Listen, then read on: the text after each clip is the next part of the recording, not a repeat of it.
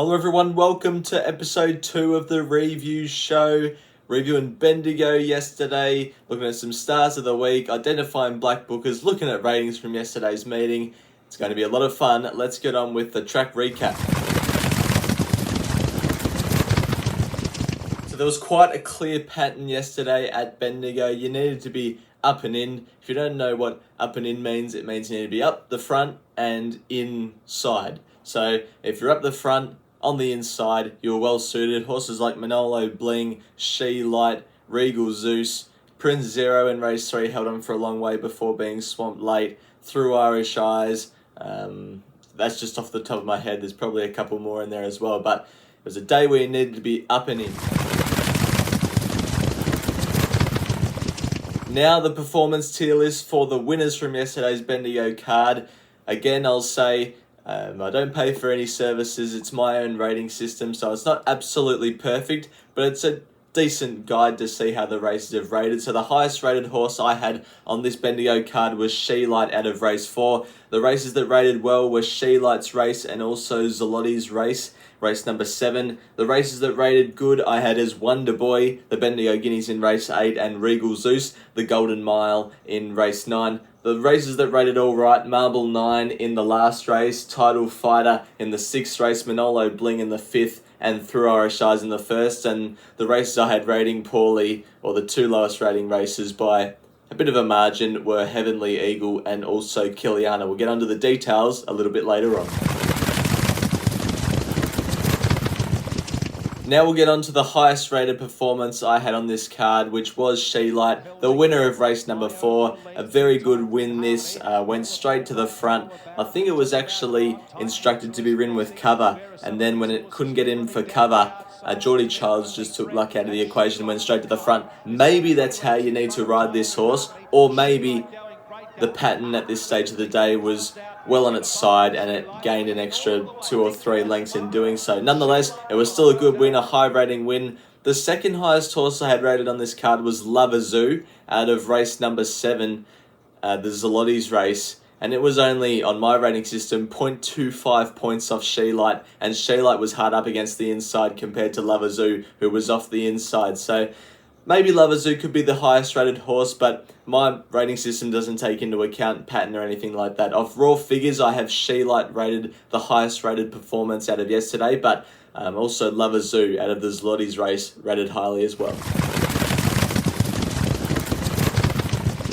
The other race I had rating well on this Bendigo card was Zalotti's race, the Gold Bracelet. We're going to take a look at that horse's win. Very progressive, young 4-year-old mare, Zalotti's, bottom of the saddle cloth, number 13. Defied the pattern of being up and in. Zalotti's was back and out, I guess you could say. Right down the outside to win. Produced a high rating off my rating system.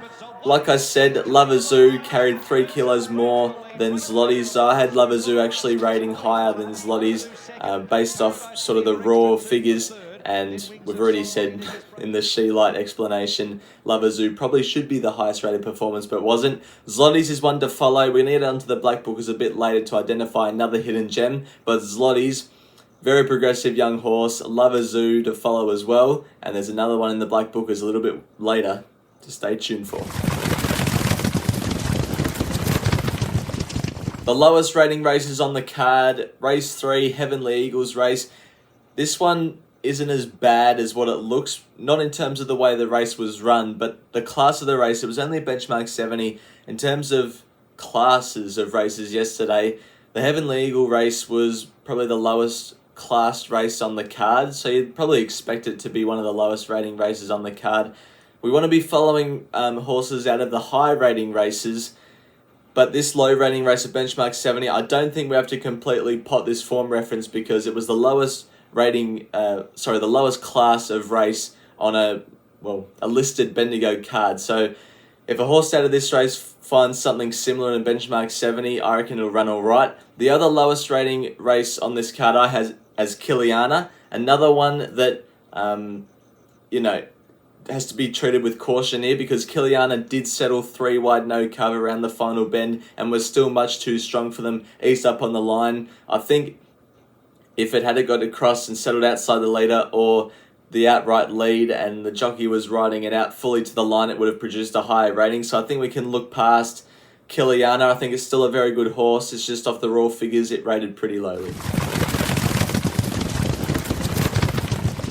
Ride of the day time. Last week's winner was Logan Bates on Hughes. This week's winner is John Allen on Through Irish Eyes in the first. It was at about the 1600 metre mark that the pace really slackened, and he said to himself, well, I'm on a horse that's going to get over jumps. He can run all day Through Irish Eyes. So he pulled out 3 wide and strode to the outright lead.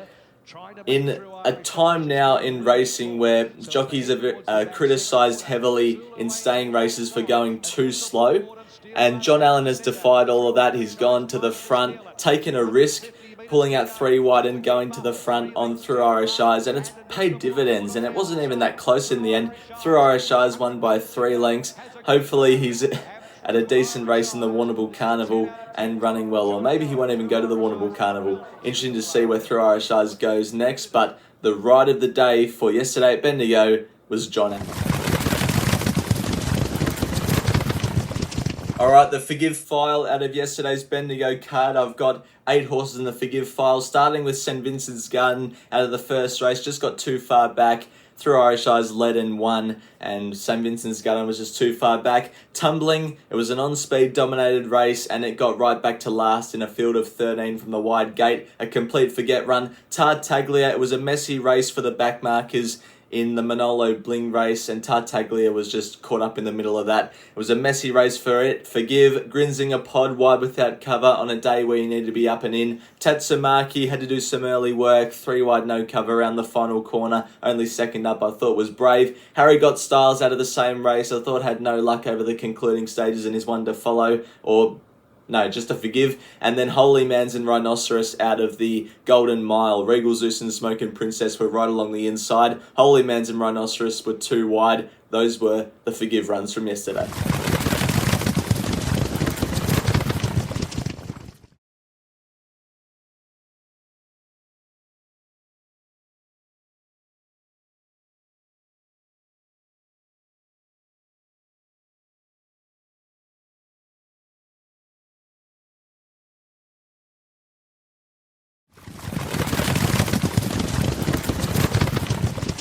Blackbookers out of yesterday's Bendigo meeting 3 this week. We want to be following the horses out of the high rating races, and out of She Light's race, I want to be following Liberami. This horse, the pace was sort of on, and it came from the back to finish in 3rd position, right down the outside in a day and in a time of the day where you wanted to be on the inside. All of it was good. Liberami produced a really good run last start behind No Fuss at Sandown in a high rating race there. In a high rating race yesterday, She Light's race, it's run an absolute belter again right down the outside. The only worrying thing about this is that it's run so well against the pattern that the market's going to be all over it next start. So if you want to follow a Black Booker just to find a winner next start, then back Liberami next start wherever it goes. However, if you're a bit of a value hunter, I'd say stay away from Liberami. Out of race 7's Lottie's race, Molly Knickers, a horse that always seems to run well, but hardly ever wins. It's got the white and the blue colours sort of in between horses towards the inside. Now, towards the inside is probably where you wanted to be on this day, as we've already said. However, I thought Molly Knickers was racing in restricted room for the most part of the straight, and once it got out and through the line, after the line, it was going really well. Molly Knickers is second up. That was its second up run yesterday off a bit of a let up. If it stays in mare's company and draws a decent barrier to settle midfield in the run, next start, I'd want to be backing Molly Knickers. And out of the Bendigo Guineas, I want to be following Garnacho. This horse ran last start in the Sunlight Classic behind Alabama Lass down the Flemington Straight. 1100 metres, way too short of this horse's best, was flying through the line. Stepped up to the 1400 metres yesterday at Bendigo, and although it was on the inside and up on speed, which is where you wanted to be, I thought it battled to the line really well and never really lost contact with good horses like Wonder Boy, Calcalo and Ruta Royale. Garnacho is an 1800 metre winner in January of this year, so I think the step up in distance next start is going to be absolutely ideal for this horse. If this horse gets to a big track next start and 1600 metres next start, I want to be on it wherever it goes. The 3 stars of last week all come out of the same meeting and the same distance. There was 2 1,000 metre races on Monday at Donald, and I've got them going very well. The first one was taken out by Simply Sparkles, but the one I want to be following is Hedonist. This horse, back on Cup Day of last year, finished second behind Manolo Bling, and Manolo Bling has just won another Saturday race yesterday. But Hedonist was sort of buffeted a bit at the top of the straight and was really running on well. I still want to follow Simply Sparkles as well. That horse has gone well and managed to win, but Hedonist, I backed it. I thought it was a very good run, getting into second, I'm pretty sure, and I want to be following those 2 horses next start. The other one I liked was early in the day, 1,000 metre maiden, Iron Fury, dead heated with Kid Dynamite. I had this race going very well, and the reason I want to follow Iron Fury over Kid Dynamite is the fact that Iron Fury settled 3 wide no cover in this race, sort of hit the front and sprinted clear with 200 metres to go, and then was tiring late because of that tough run it had. Still managed to run a very good rating on my rating system and was able to get the maiden win out of the way. Where they want to go next, I'm not too sure. If I can find a benchmark 58 somewhere, I'll be all over it. But I'm not sure where they're going to go. It's pretty tough to guess where horses are going to go after a country maiden win like that. Thanks everyone for watching episode 2 of the review show. This is a rundown of everything we've been through, as I also put up after last week's review show at the end of the video to look at. So hopefully you guys enjoyed the review show. If there's any questions you want answered that I didn't answer, or you want me to answer out of this review show, drop it in the comments below. If you have any new ideas for segments, leave it in the comments below. And until next video, bye for now.